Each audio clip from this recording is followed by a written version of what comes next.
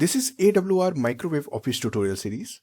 As we've already seen a matched transmission line in the previous video, in this video we'll simulate the transmission line with some mismatch in parameters and try to understand the effect of these mismatch on the reflection coefficients. So let's get started. In the first step of this video, we are going to open AWR Microwave Office from the Start menu. Make sure to select the correct license and click on OK button. And as soon as the AWR design environment is open, we are going to open the existing project that we have created in previous tutorial. You can download the same file using the link given in the description. In my case, I have saved it on desktop. So I'll go to File, Open Project, and select the matched transmission line, the one we have created, and click over Open button. So as you can see, we have simulated for S11 and impedance or the input impedance of the transmission line circuit. If you can see the circuit. So we have made a very simple circuit with a transmission line terminated with 50 ohm, and everywhere we have this matched impedance. Alright. So I'm not going to change anything in this circuit. I'm just going to duplicate this schematic. We'll go to right click over duplicate. I'm going to rename it with mismatched transmission line and click over rename button. Now here I'm going to change few parameters. So I'm going to start with the termination. So as of now, we have this termination of 50 ohm. I'm just going to make it with 25. Next, we are going to create the graph. So here I'm just going to duplicate this graph as well. Just rename it and click over rename button. We have to update the parameters as well. So we'll just double click here, go to the properties. So we'll just double click here. Make sure to select the correct schematic, and similarly for this.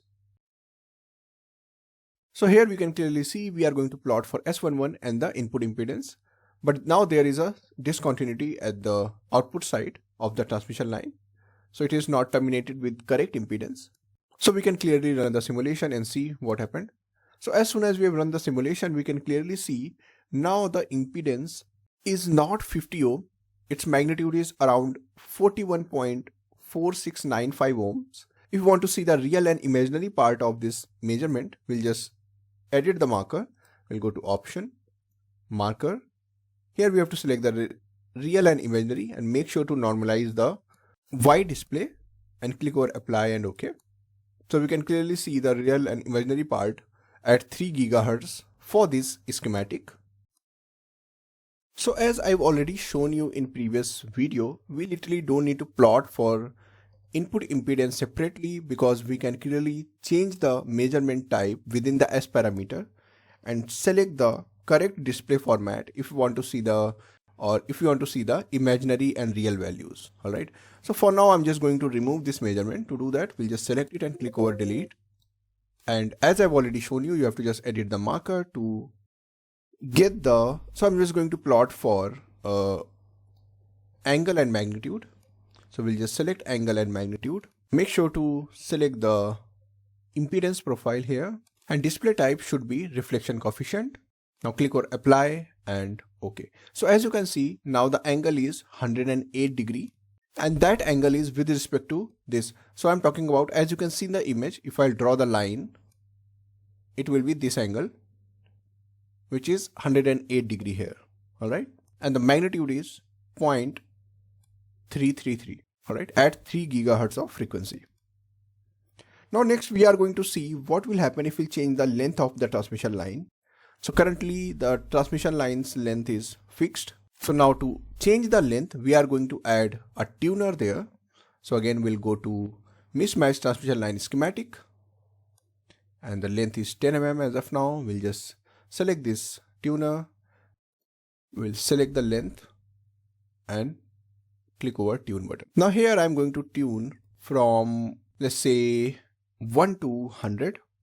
So let's make it 1 and let's make it 100 mm. Go back to our plot, and what will happen if we change this tuner? So as you can clearly see, the pointer is rotating in a circle. So as we increase the length 25, so if we'll make it 25, now we can clearly see there is some angle and magnitude, but if we'll see the impedance, if we'll go to modify the marker or if we'll go to the options in the marker and make it denormalize to 50 ohm and plot for impedance, click apply and OK. So now you can clearly see at almost 25 mm of transmission line, the impedance is 100 ohm. Let's make this lower value to 0. All right. And if we'll go back to 0, now you can see the magnitude is 25 ohm. So if you'll recall from the schematic, if we'll make this length to 0 mm, the driver will see the termination resistor next to it. So as soon as the signal will start propagating in the transmission line, because there is no transmission line, so it will directly see this termination resistor, which is 25 ohm. So this makes sense. When we change the length to 0, it is 25 ohm. And as we are increasing the length, as we already know, R is equal to rho L upon A, and that means the line resistance will add up to 25 ohm termination, and which can clearly see in the plot, right? So as you can see, as we are adding the length on the transmission line, the magnitude start increasing. And at almost 25 mm of transmission line, the magnitude is 100 ohm. Should repeat itself on a Smith chart, alright? Now similarly, the value of impedance repeats at the quarter wavelength as well.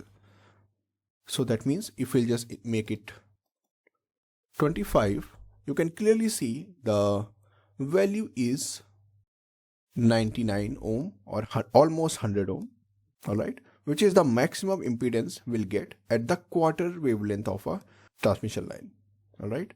So these are the two statements which we can clearly see when we change the length of the transmission line, especially if it is mismatched.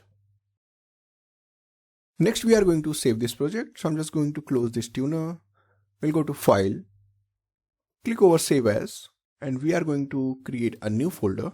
I'm going to name it Mismatched Transmission Line and click over Save button. For more tutorials, visit us at resources.emaeda.com and don't forget to like and subscribe our YouTube channel.